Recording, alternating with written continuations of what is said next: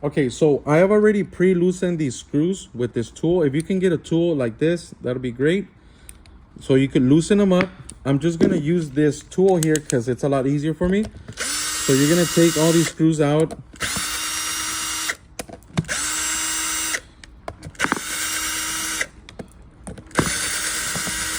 Once they are out, all your screws are out, you're gonna grab a flathead and then put it in between the rim and the tire and pry out. Do that almost every corner.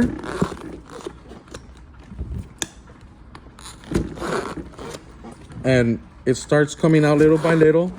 Now, if it doesn't come out completely, grab yourself another flathead screwdriver and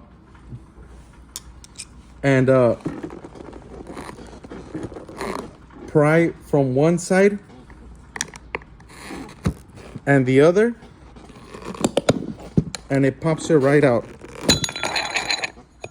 It'll pop it right out. And then once you have this, what you're gonna do is make sure you don't do this on your wood floor. So you're gonna put it on a flat surface like this. And what I do is I press with my foot on the tire and this other one, press down and pull out.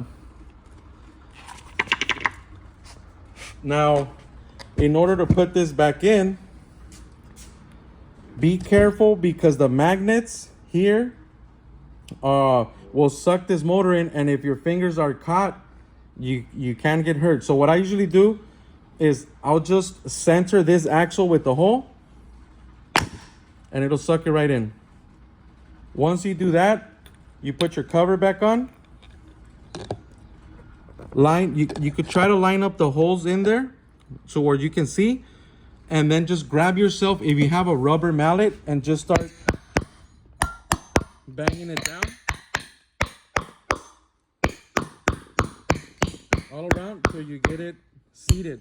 If the holes don't line up, you can always use your flathead and just bang it here a little bit till you catch one of the holes, until you see the hole through the side plate. So now here I was able to get the hole in there. Then you just put your screw, and these screws, I'm only gonna use this tool just for, teaching purposes, but these you only tighten hand tight. You go all around. If you can do cross, that'll be better, but it doesn't matter. Just make sure they're all pretty tight. That's pretty tight there. Like I said, just do all of them.